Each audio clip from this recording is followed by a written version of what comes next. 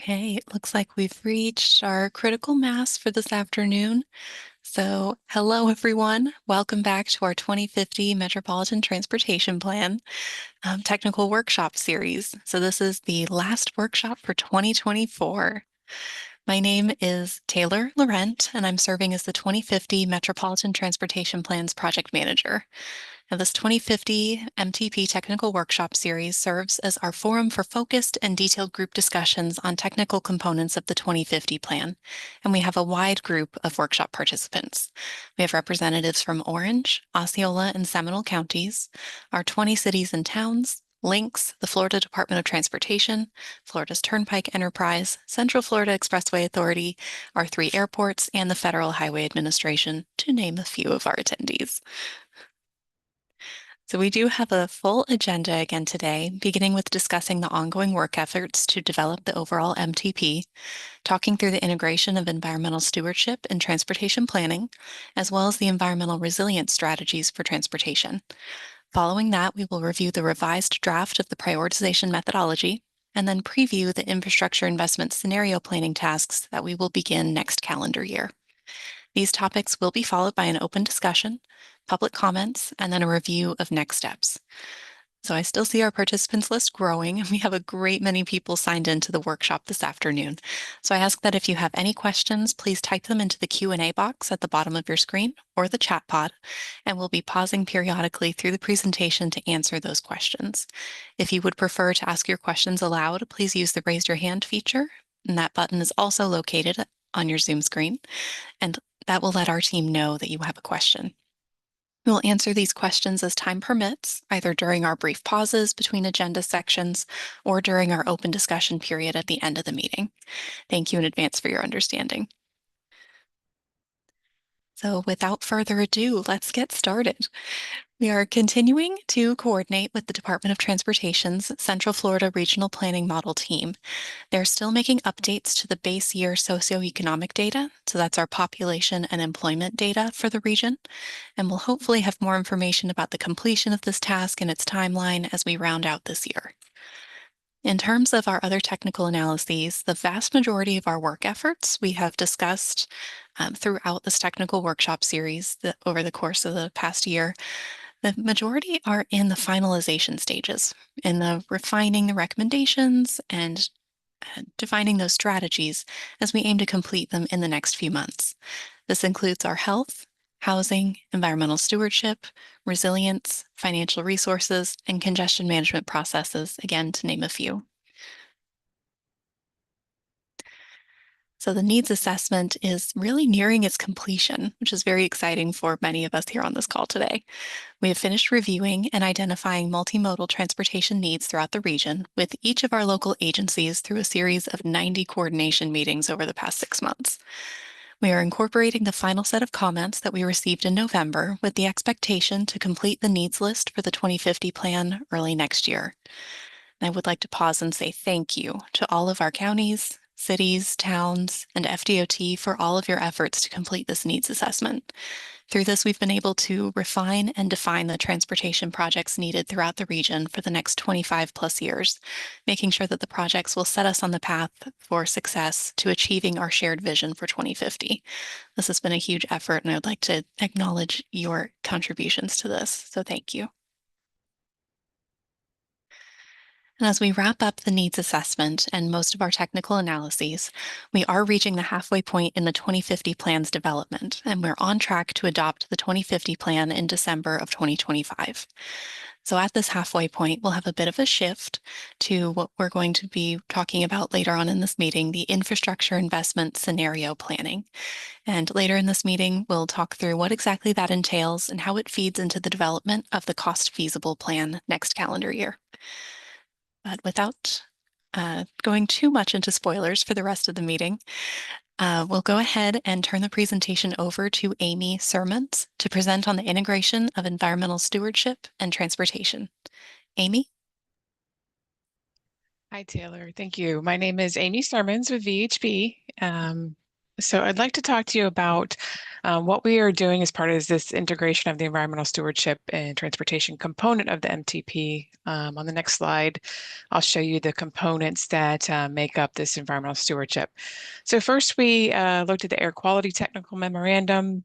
There's the existing conditions technical memorandum, environmental consultation process. We did some agency interviews, identified some mitigation and enhancement strategies, and finally ETM process preparations. So I'll go through each one of these on the next slide. We'll talk about air quality.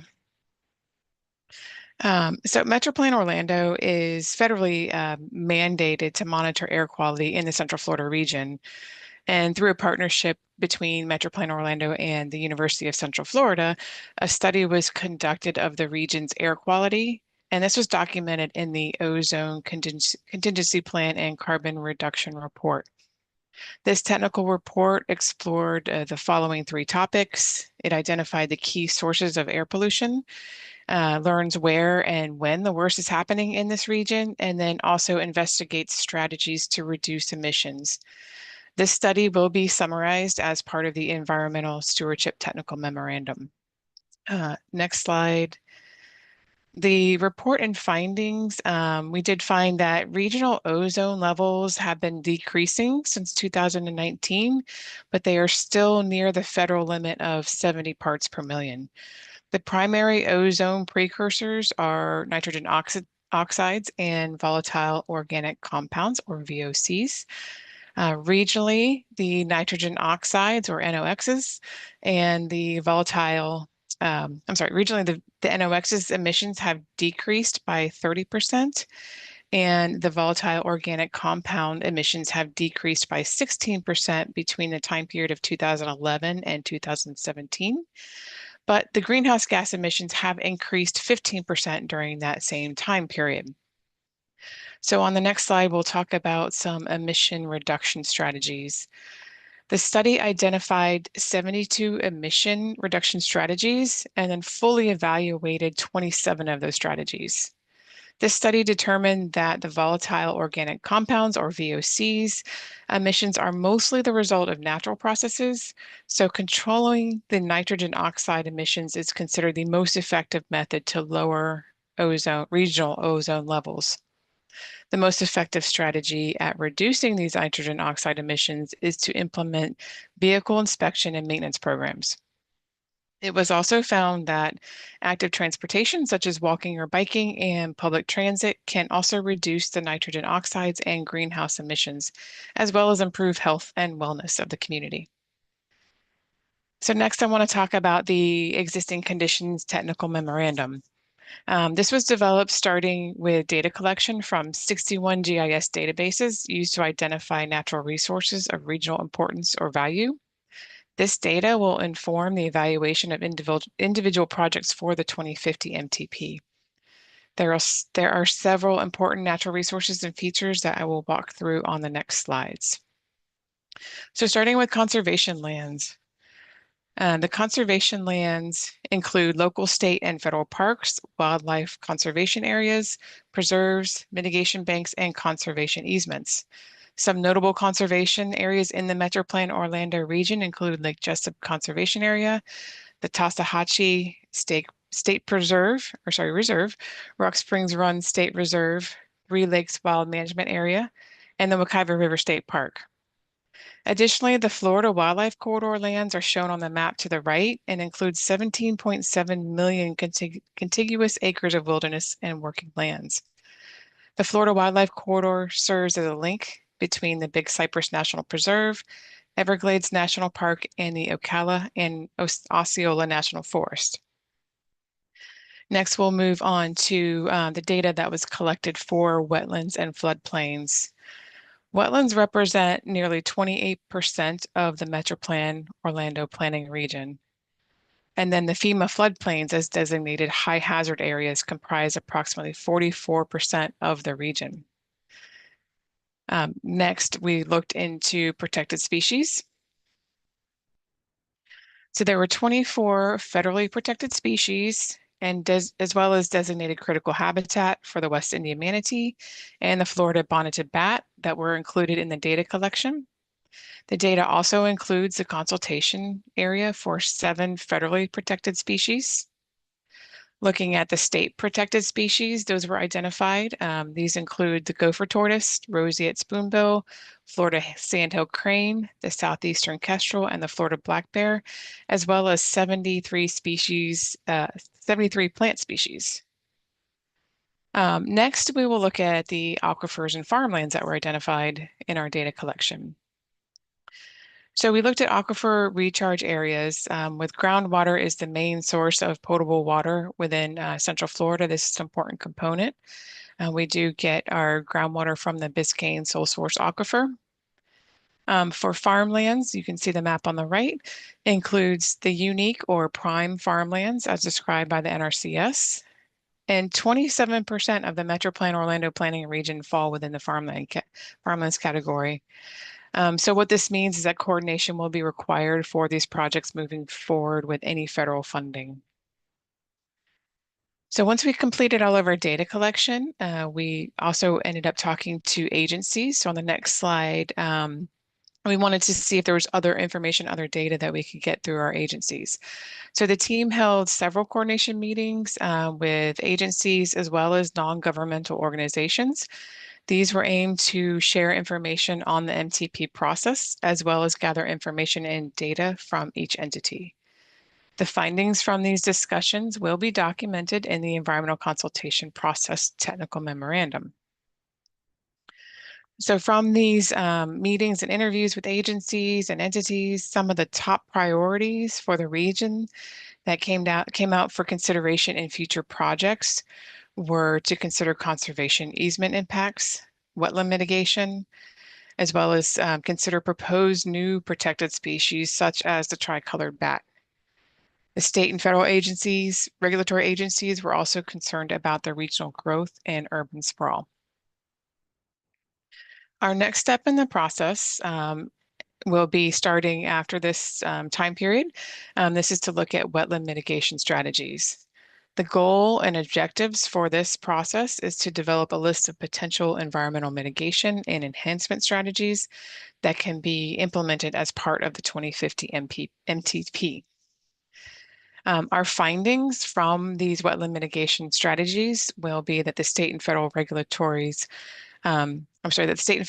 regulations require compensatory mitigation for the loss of wetland functions resulting from direct and secondary impacts to wetlands within the Metroplan region. Limited wetland mitigation credits are available in the mitigation basins since due to the experiencing of high growth in the area. So we will need to consider alternative mitigation strategies, such as permittees being responsible and in lieu fee mitigation. The mitigation suitability analysis results will be included in the environmental stewardship component. And what we are seeing right now is that the regional average mitigation cost per credit is over $172,000. And that will all be included in the wetland mitigation strategy.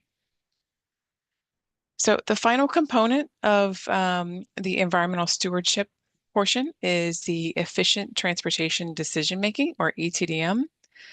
This task will occur once we have the list of priority projects.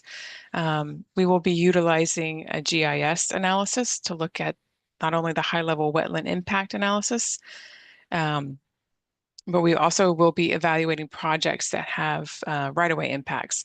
So we will be taking the list of projects that come through the needs assessment and narrowing those down to projects that would require an ETDM screening.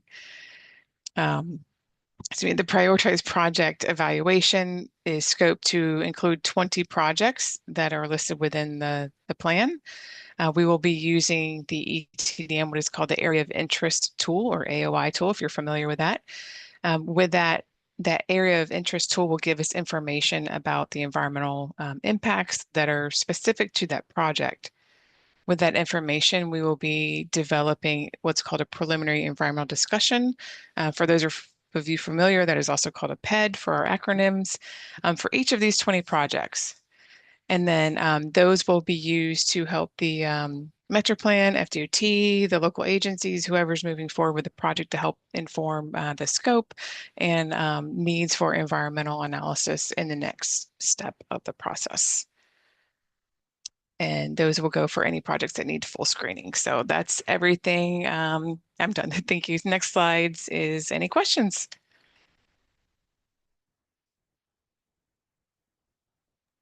Thank you so much, Amy. My apologies for being a little quick on the trigger there. That's okay. You're good. As a reminder, if anyone does have any questions, please use the raise your hand feature or type your questions directly into the chat pod or Q&A box. I'm not seeing anything just yet. Okay, I do see one hand raised. John Slot should get a notification asking you to unmute so you can ask your question. Thank you, Taylor. And thank you for the presentation from the VHP team. Question regarding the different models utilized, especially for wetland and some of that remediation. I know a majority of the region has used the Marks-End model through the East Central Florida Regional Planning Council as a decision or recommendation model for land acquisition and conservation. Will you all be leveraging some of that work and information for this exercise, or is that outside this exercise? That will likely be a bit outside of this exercise. We will be using existing GIS data layers that are available through ETDM, as well as more up-to-date wetland layers for that process. Does that answer your question? I think so. Just a question as we move forward in these types of activities. I'm just looking for leverage of some of the other investments that we've made as a community in these models. And it's a pretty compelling decision model. I'm just getting more educated on it now. Definitely not an expert. Dr. Jason Evans out of Stetson is an expert. So I'd encourage VHP and the team, if you're not already familiar, it'd be interesting with your backgrounds and capabilities.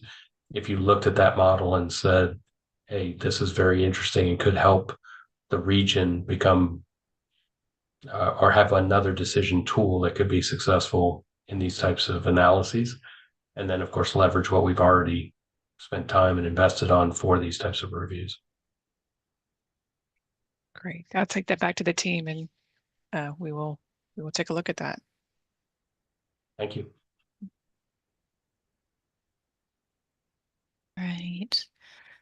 I do see another hand raised on the public side, but I do think we have to move on to our next presentation. So I apologize. Ms. Canellis, will come back to your comment a little bit later in the open discussion period. So with that, thank you very much, Amy. Now we'll turn the presentation over to Katie Shannon to guide us through an overview of the environmental resilience strategies for transportation. Katie? Sounds great. Thanks, Taylor. So next slide. So behind the scenes, we've been working on creating a resilience strategy for the MTP update. This, similar to the environmental strategies, did start with a baseline assessment that was largely in review of documents ranging in their level of impact from local documents such as the local mitigation strategies prepared by each one of our counties, statewide improvements and documents, as well as federal transportation reports to really help inform what strategies and approach might be identified in the development of the resilience strategy for MetroPlan Orlando. Important on this list is the FDOT Resilience Improvement Plan, or RIP, which will be followed by a RAP to identify specific strategies. But that was a really important document, as it helped define how to focus on the unique climate threats and hazards to the state of Florida. They created an approach to identify hazards on the roadway network across the state due to rainfall and tidal flooding, storm surge, and sea level rise. These hazards were evaluated in consideration of historical events, roadway elevation, drainage assets, and other shocks and stresses similar to what's being proposed for MetroPlan Orlando. The results of this assessment led to the prioritization of improvements in level of high to low priority throughout the state. And many of those roadway improvements are anticipated to happen here in Central Florida.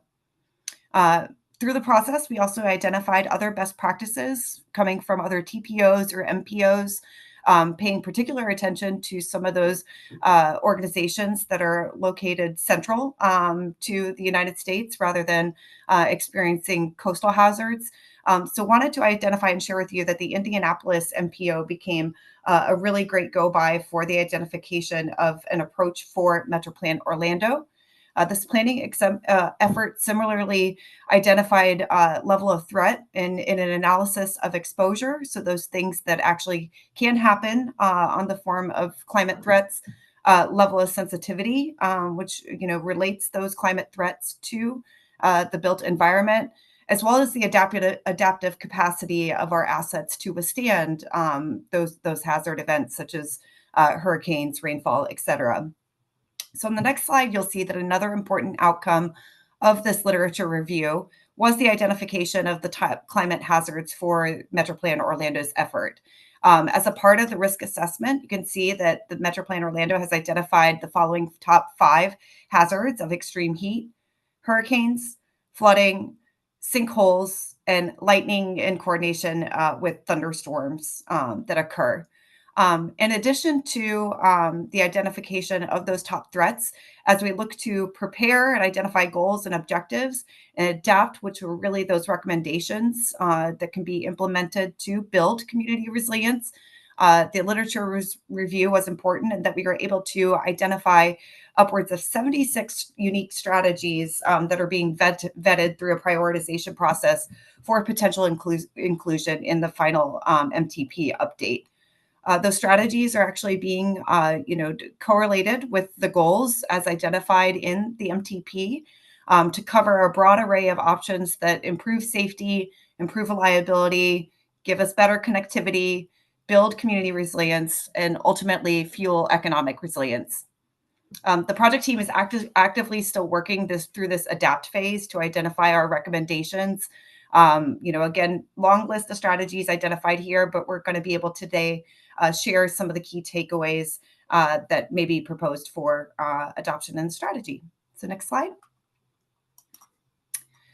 So seen here on the back end, and we have some examples of this, in order to understand what level of risk or the magnitude of risk each one of our areas here in Central Florida might experience due to climate threats, we've been analyzing a wide variety of data in our climate risk analysis to identify our top threats and where they might be more extreme in comparison to other areas across the region.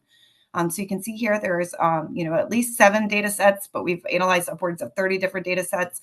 A lot of this analysis has been predicated on FEMA's National Risk Index, which is a great go-by for us to understand economic loss as well as potential loss of life, et cetera, across the region. We've also been assessing the impacts of the urban heat island effect and where we might see more prevalence of extreme heat. As well as hurricane risk, flooding risk, sinkholes, and of course, lightning and thunderstorms, those top 5 shocks and stresses identified through this effort. In addition to that, we're conducting a vulnerability assessment to understand which roadways throughout the region should really be prioritized for future resilience improvement based off of their critical need. So this is actually an analysis that we're using to understand which roads provide vital access to our hospitals, which, roadways, of course, are evacuation routes that we need in time of getting out of the way of a storm. But we're also assessing and prioritizing those things based off of their level of sensitivity to future climate threats. So you can see kind of a long list here of those things that are those critical assets that we need in times of storm preparation and post-disaster redevelopment needs, or airports, fire departments, police departments, schools, which often, do act as emergency shelters as well. So each one of these 2 critical components are those things that are really helping us to formalize the resilience strategy. Next slide. When it came to mapping, we did identify, similar to the Indianapolis MPO effort, 3 critical needs to understand sensitivity and risk, as well as adaptive capacity, and create awareness of those critical assets throughout the community here.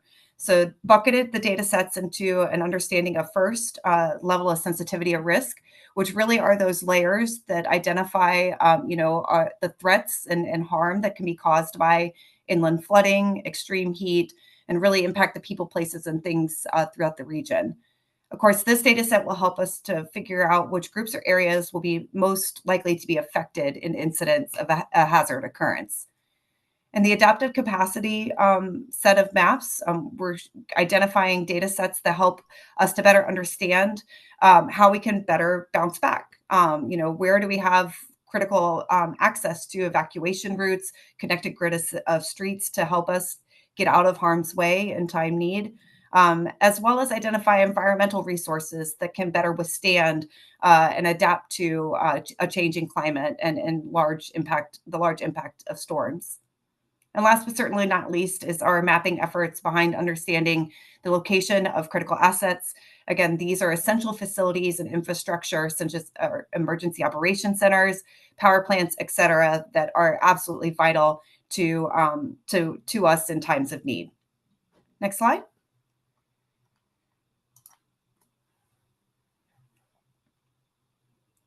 So seen here is a sample of some of the maps that have been created thus far to help us, again, understand which roadway infrastructure is absolutely critical and might be more exposed to exposed to the impacts of climate risk.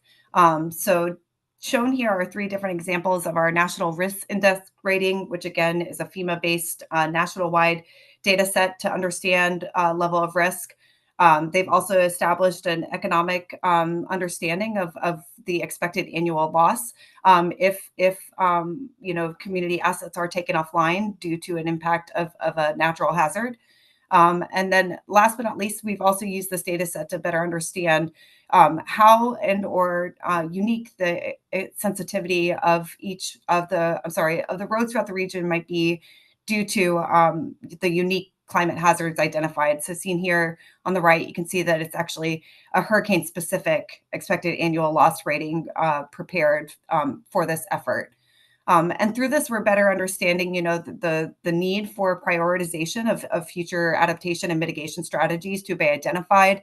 Time and time again through this assessment, we have noticed that, prioritized areas might be around our internationally known tourist destinations, the economic drivers across the region along I-Drive, as well as some of the areas in western Orange County and northwestern Osceola County. Next slide.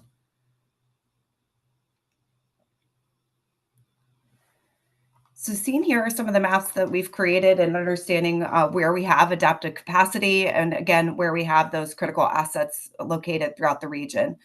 On the left-hand side, we've been pulling together data to understand social vulnerability and where we have underserved or disadvantaged communities that might not be able to bounce back as well as others in times of need.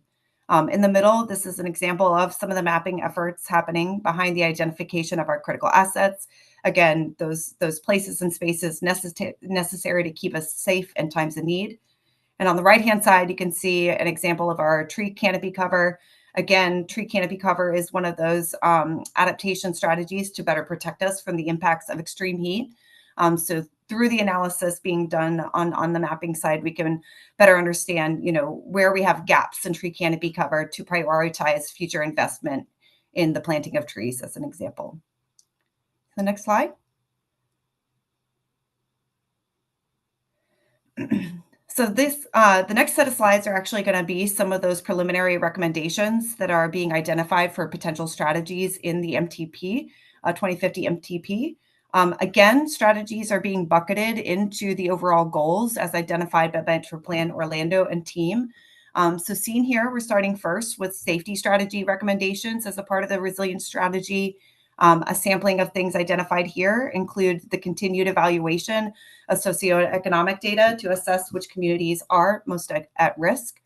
In addition to that, we're looking to target extreme heat mitigation measures again, such as continuous tree canopy to better protect our people and places from the impacts of extreme heat, as well as continued investment in infrastructure to improve the resilience of our transit stations and, again, reduce the risk of heat-related illness as people are going to those stations.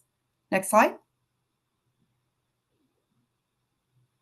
Looking to our reliability strategy recommendations, you can see here that preliminarily we've identified the need for the deployment of smart technologies, sensors and warning devices that can provide early detection and awareness of impending risk, as well as the identification of educational resources in the form of a lessons learned document from other counties doing great work, as well as a climate adaptation toolkit through which we could identify, the need for green infrastructure as an example, and what that might actually look like as it's deployed across the Metro Plan Orlando region.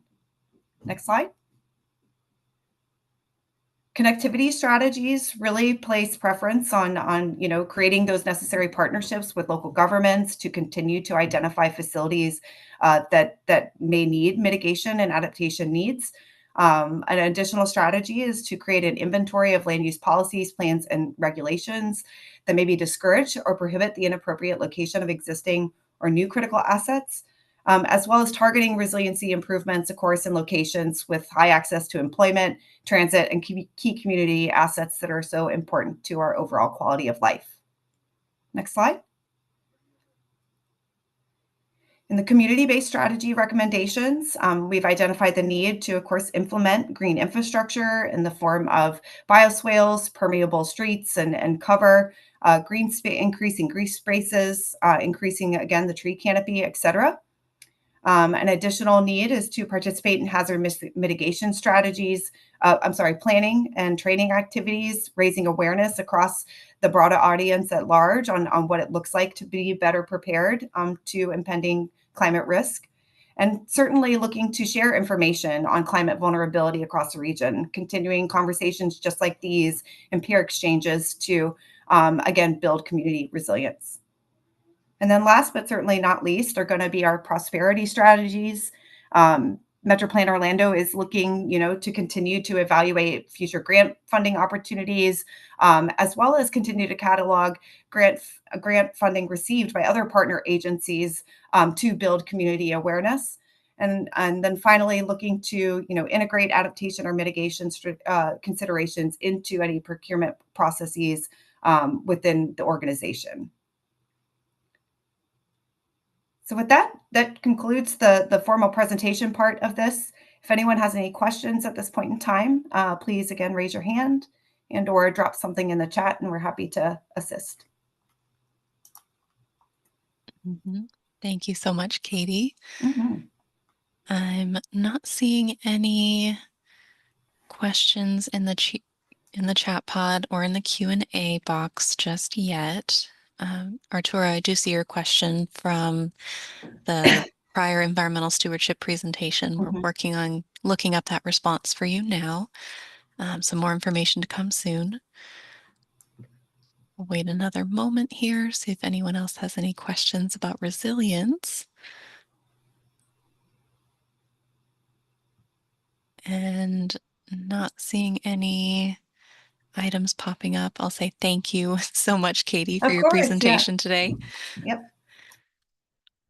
So we'll move right along to our next topic, and that will be for us to review the revised draft prioritization methodology, which will be presented by Matt Miller. Matt?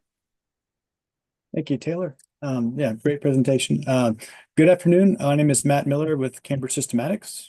Today, we'd like to go through some of the updates to the 2050 Metropolitan Transportation Plan's project prioritization methodology. Next slide, please. So the proposed prioritization process leverages regional data to evaluate how projects from the 2050 MTP needs assessment align with regional goals such as safety, connectivity, reliability, community, and prosperity. So it's good to see that alignment with some of the resilience strategies that came out of the previous presentation. This ensures a strategic multimodal approach, incorporating cars, transit, biking, and walking, while also focusing on long-term objectives. And the result will inform a cost-feasible plan that balances ambition with practicality. The key steps include assigning goal weights based on stakeholder inputs received in August, developing some evaluation criteria and scoring thresholds from staff input received in September, and then refining the criteria with stakeholder feedback from the October's technical workshops. And this collaborative approach ensures that the process remains data-driven, inclusive, and aligned with strategic vision of the region. Next slide, please. So this is more of a placeholder, but the next series of slides will provide really an overview of stakeholder review processes and what's transpired since that October workshop. Next slide. So some of the key achievements in the October technical workshop and working session in September is that the team adopted a 1/2 mile buffer for all distance-based criteria, and that replaces a 1/4 mile buffer, and it also helps to ensure consistency across all evaluation criteria. We also clarified scoring thresholds, adding units to make ranges a little bit easier to interpret. And additionally, we rounded some of the speed threshold data to whole numbers to better clarify some of the results. The modal programs really serve as a distinct component to the project prioritization process for the 2050 MTP. And these represent ways to showcase projects that better show how needs and ultimately other investment choices align from a programming vantage. And key modal program changes that result from the workshop include consolidating the trails category into the active transportation plan to eliminate confusion and overlap. To improve scoring, we also introduced partial scoring options, such as the 0.5 points for yes or no criteria like fiber optic presence. This adjustment helps prevent projects from being overly penalized for scoring 0. And finally, we also merged overlapping criteria to ensure that just 3 criteria represent each goal area. Next slide, please.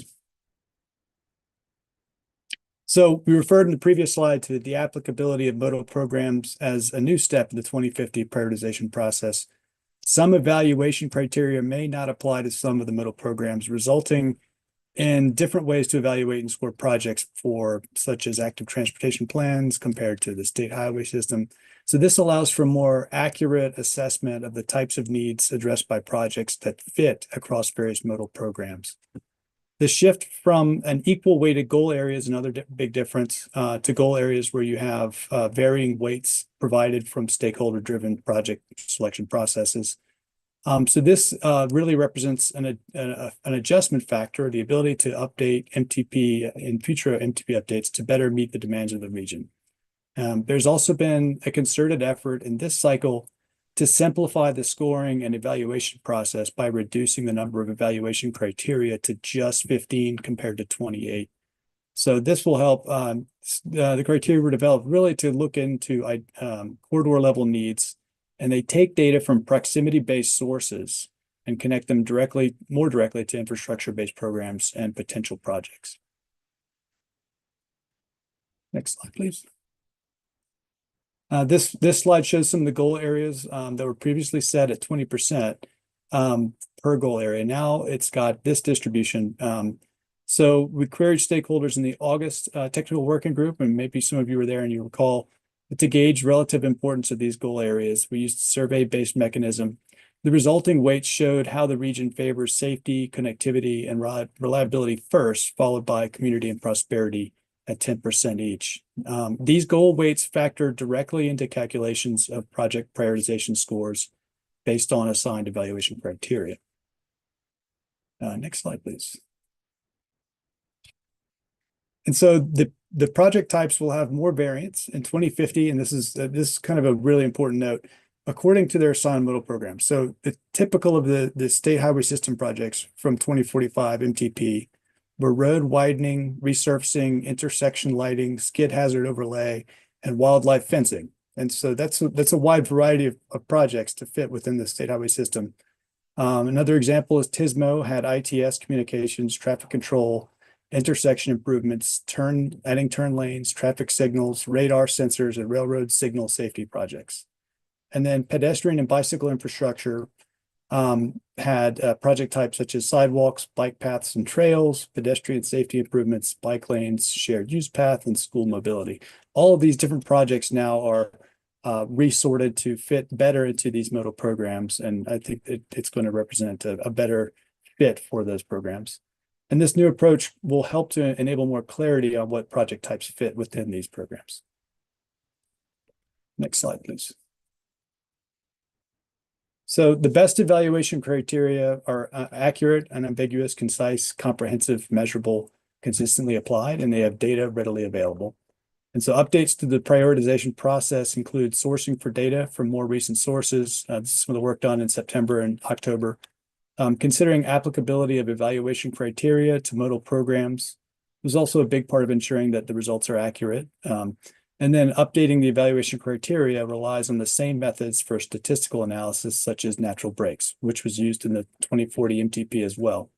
Natural breaks analysis really does help ensure scoring thresholds are based on statistically significant distribution. And so that's really the focus, is to make sure that these are accurate and that they're transparent and how they present the scoring bins and the resulting thresholds. Next slide, please.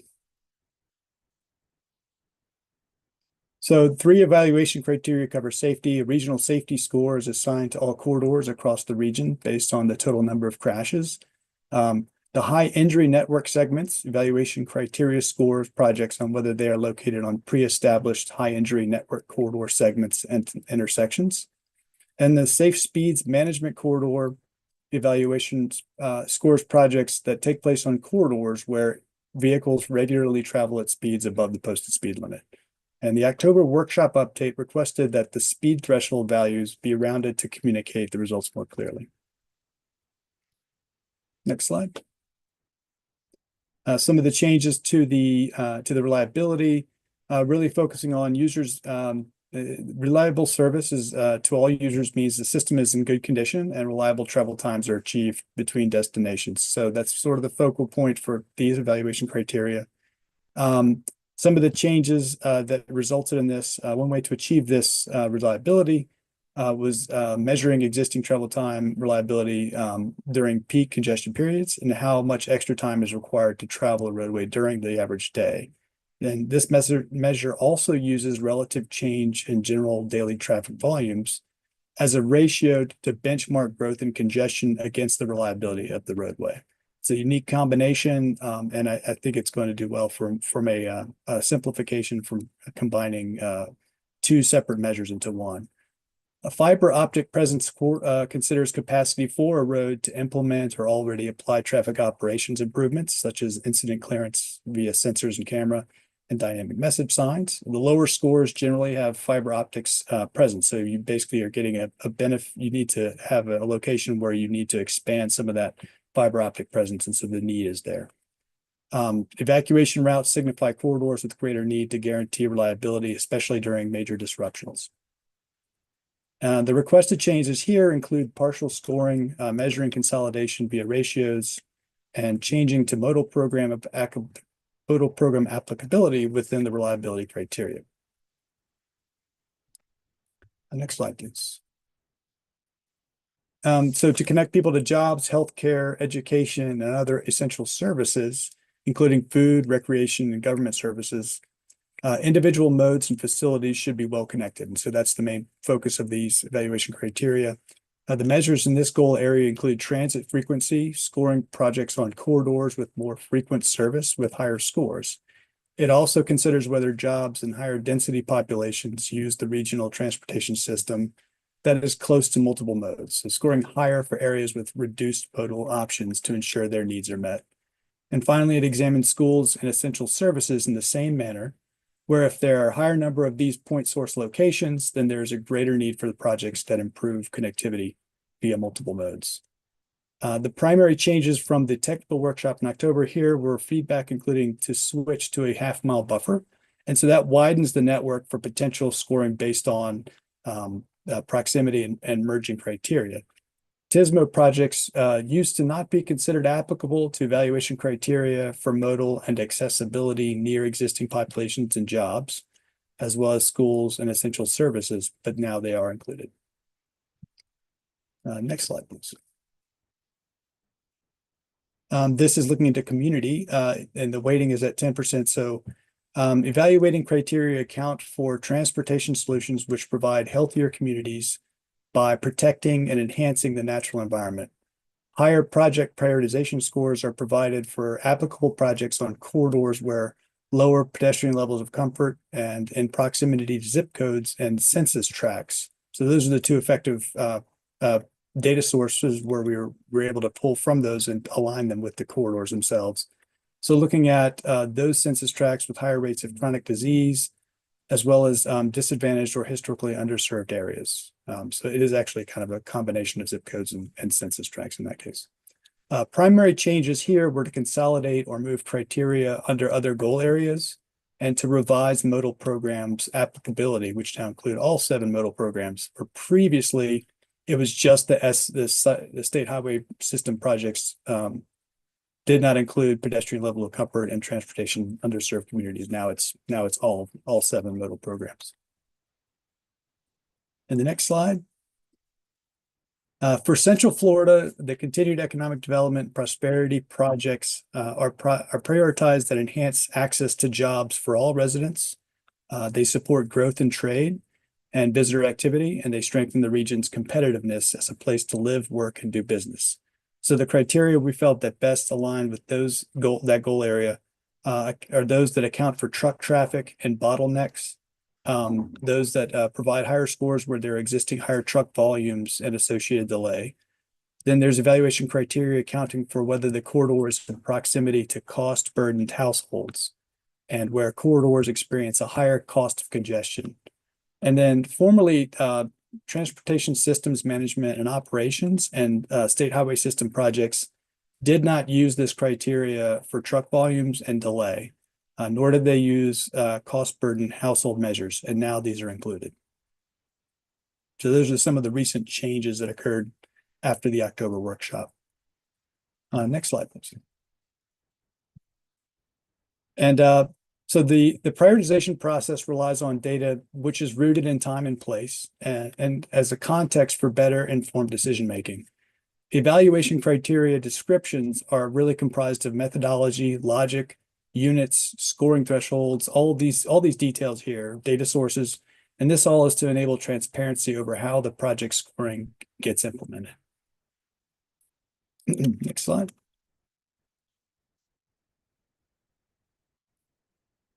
Okay, so this slide, if you'll indulge me for a second, this reminds me of musical lyrics from a band called the Talking Heads. Facts are simple, facts are straight, facts are lazy, and facts are late. Facts all come with points of view, and facts don't do what I want them to. And this really gets at, the core of that song is it underscores an objective truth about facts and data, and it is that they can be distorted or manipulated. And one way to ensure that they are as transparent as possible without manipulation is to take statistical methods that present the data in a clear way as possible without any distortion.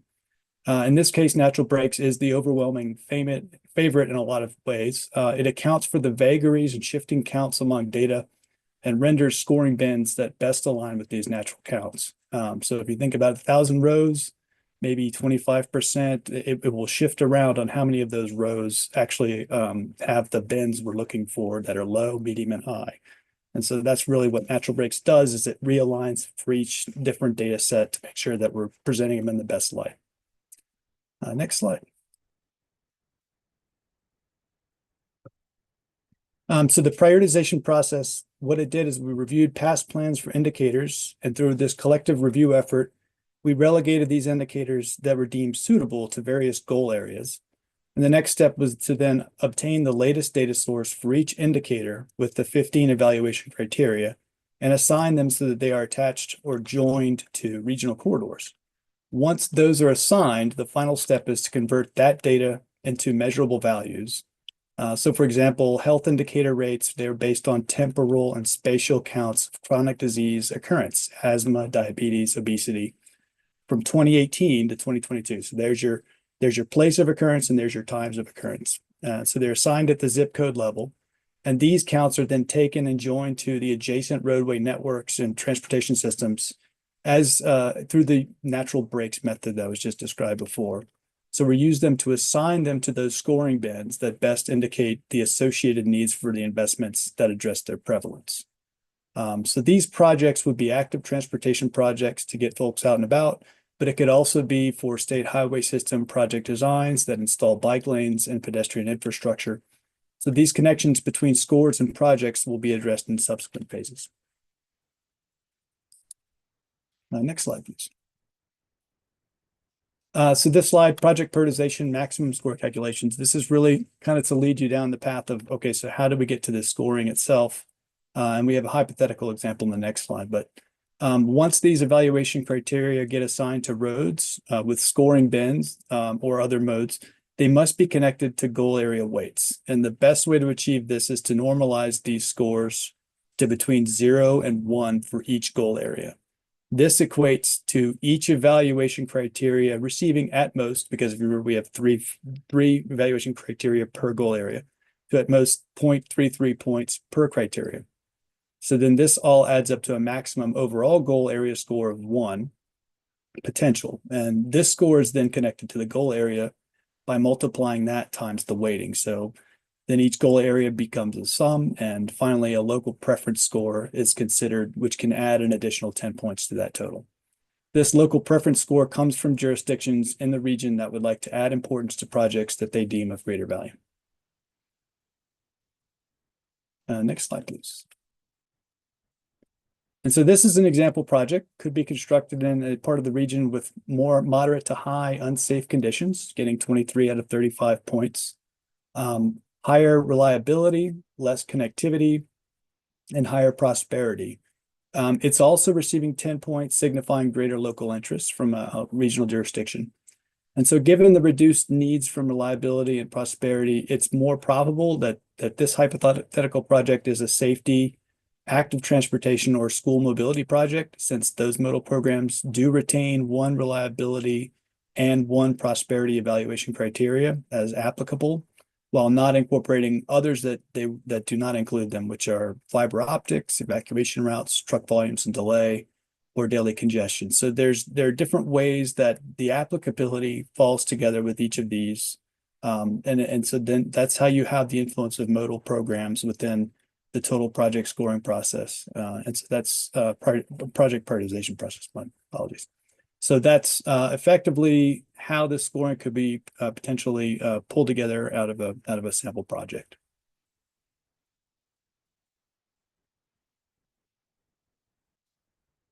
Okay, so the next steps in this, we will be developing.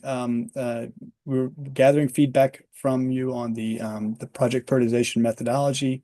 We're also producing a prioritization technical report in the January timeframe. So look for those two opportunities to provide input and feedback, and then we'll also so that sums up for next steps in the immediate horizon.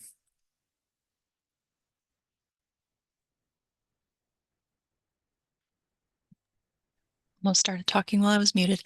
Thank you so much, Matt, for walking us through the changes from the prior drafts that we discussed back in October for the prioritization methodology and what those changes look like and how they've influenced how all the math works for the latest draft prioritization method. For everyone's reference, you should have been able to get the draft prioritization methodology memo as part of your agenda packets for this meeting. So it should be attached to the calendar invitation you received, or if that's gone missing somehow, you can also look in the chat feature of our Zoom meeting today. The very first post from Miss Lisa Smith is a direct link to look at that agenda packet, so you can do a more thorough review of the entirety of the prioritization process and the applicabilities that Matt has walked us through today. But we did have a few kind of guiding questions. Or does anyone have any questions using some of the ones that we've got up on the screen as potential prompts?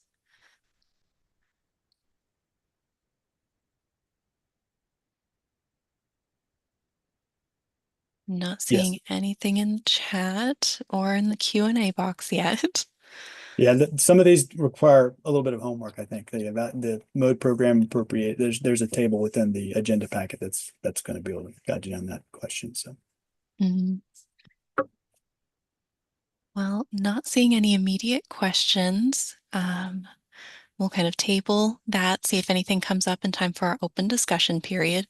Thank you so much, Matt, for your presentation today. And for everyone, we will be leaving that document open for review for you to submit comments or questions back to us by next Thursday, December 19th. And we will be sending out a reminder email about that later on as well. So thank you so much, Matt, for your presentation. And we'll see if any other questions for you or any of our other presenters come up by the end of the meeting here. Okay, so then our last topic today is to preview the infrastructure investment scenario planning tasks that we'll be undertaking next calendar year. So to really kind of set the stage, the infrastructure investment scenario planning task is the culmination of all of the work that we've completed on the 2050 MTP so far, including all of the technical analyses and the needs assessment, the project prioritization methodology, which we will be finalizing with your feedback over the next several weeks, and the 2050 revenue forecasts that we've discussed at prior meetings here. So each of these different items are going to be complete or completed in the near future to really set us up for success in 2025. So the purpose of this work is to evaluate various funding policies and scenarios to determine how Metro Plan Orlando funding will be used and invested through the 2050 plan itself, working to build a regional consensus on regional infrastructure investment policies. The scenarios that we will evaluate next year should each one support our 2050 MTP goals, objectives, and indicators. 2, set us on the path to achieve success in our performance measures. And then 3, provide flexibility to allow us to adapt to various drivers of change as future trends continue to evolve over time and influence how we reach that shared vision for 2050. So back in the 2045 plan, the funding policy for Metro Plan Orlando federal funds was to distribute the funding across 4 primary categories. The first being multimodal and complete streets type projects. These are usually larger, more significant roadway improvement projects that did not widen the roadway. The second category being transit capital improvements. Then regional bicycle and pedestrian projects, which generally include sidewalks, trails, bike lanes, and other similar infrastructure items. And then systems management and operational solutions. These are technology improvements or intersection type improvement projects in general. And as we look to 2050, we will need to determine what the new funding policy will become. Will it stay the same, like we had on the previous slide, where there'll be changes to the modal program categories, maybe more slices of the pie, like we're seeing on this example, or will there be fewer? Will there be changes to the funding distribution or those percentages amongst the various programs? There are a myriad of different options in terms of funding policies that we can evaluate next year. So to help us narrow down the list of options, we will be asking for your thoughts on this topic. So if you could create the pie chart, that scenario, what would it look like? We will be sending you a link to a survey next week for you to share your ideas with us. So you have a little bit of time to brainstorm before we ask you for that submission. Once we have selected a few scenarios to evaluate, then we need to compare the results of each of them to see which help us achieve our shared vision for 2050. And to do this, we will be applying the varying scenario funding policies directly to the prioritized projects that are the results of our needs assessment and this prioritization methodology we're finalizing now, and using those 2050 revenue forecasts as our control totals. So by testing each scenario on our completed needs assessment and using those control totals or maximum budgets for 2050, then we'll be able to evaluate the tangible differences between these various scenario options to compare the outcomes of each and make that a little bit easier as we move through the comparison and iterative process. So we will be spending the majority of 2025 discussing these infrastructure investment scenario planning work efforts. Beginning in early next year, in February, we're anticipating, we'll start reviewing these current funding policies, look at potential changes to those policies, and talk through what the scenarios for evaluation will look like based on some of the feedback that we'll get from your teams.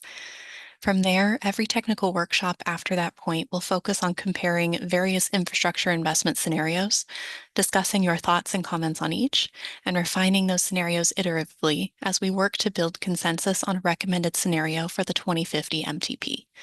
The recommended scenario will be used to develop the 2050 MTP cost feasible plan. So what you're seeing here on the slide is the general flow of the activities. Some of those dates may fluctuate slightly. That's kind of the intention of where we're headed for next calendar year. So these milestones align with our overall project schedule so that we can finish the 2050 plan in time for its adoption in December of next year, so 12 months from now. That's the end of our preview and the majority of our content for today. I have seen a couple questions come into the Q&A box in the chat, so I'll scroll back through those. Okay, so I see one question from Laura Hardwick in the chat. How will the scores for each project be presented? Score by category for each project or summarized as score or weighted score? So in terms of that one, that is a question referring back to our project or to that prioritization methodology and kind of what that final score will look like for each particular project. So how will they be ordered? So scores are going to be presented in a couple different areas and looked at in terms of their applicable criteria, combining that goal area, weighted and unweighted totals, kind of making sure that the math's adding up correctly. But ultimately, the final score will be the completed weighted version with the local preference bonus points, for lack of a better term, added into that final score.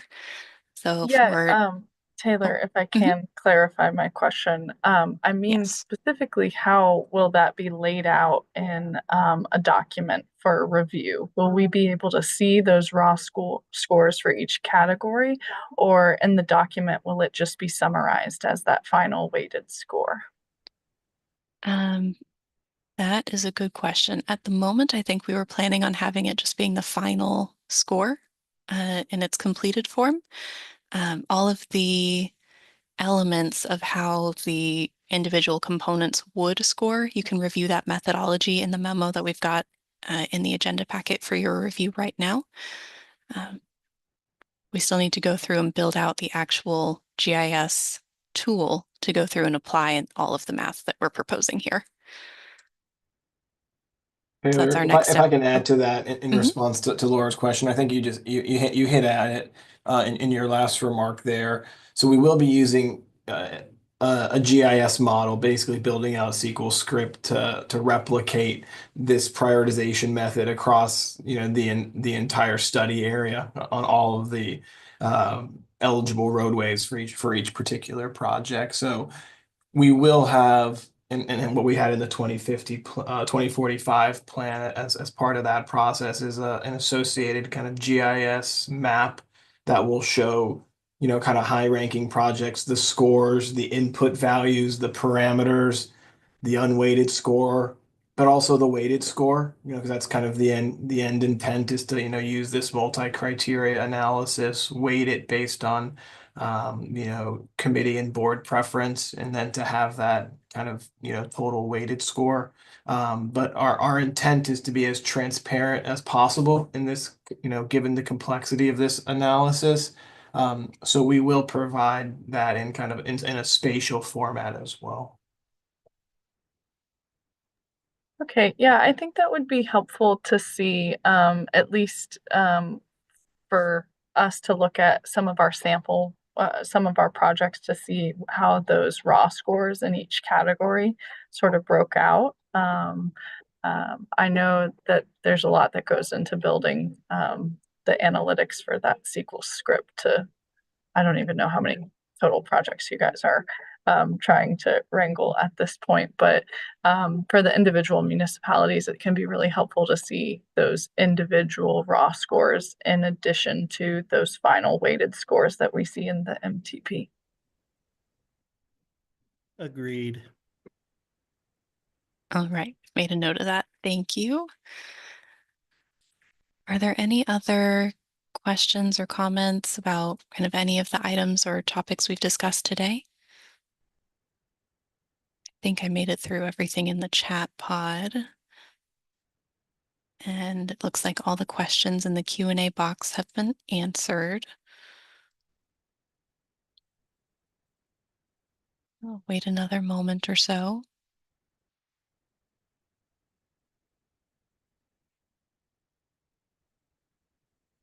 Okay, not hearing anything else. We'll move on to our public comment section. So if I know that there is one member of the public who's very patiently been waiting with their hand raised. So Ms. Joanne Canellis, you are recognized. We ask that you limit your comment to 2 minutes. Oh, go ahead. Hi, this is Joanne Hello. Canellis. Can you hear me okay? Yes, we can. Good. Anyways, I'm Joanne Canellis, 324 Claremont Avenue, Lake Mary, Florida, 32746. And my birthday is April 24th, 1952. Yeah, we need to have this transportation on Lake Mary Boulevard on Sundays and holidays, both the bus and the train too, on the railroad track, on weekends and holidays too. And we need to have bus over there at South Country Club Road, including Saturdays, Sundays, holidays, and late night too. We need the bus over at the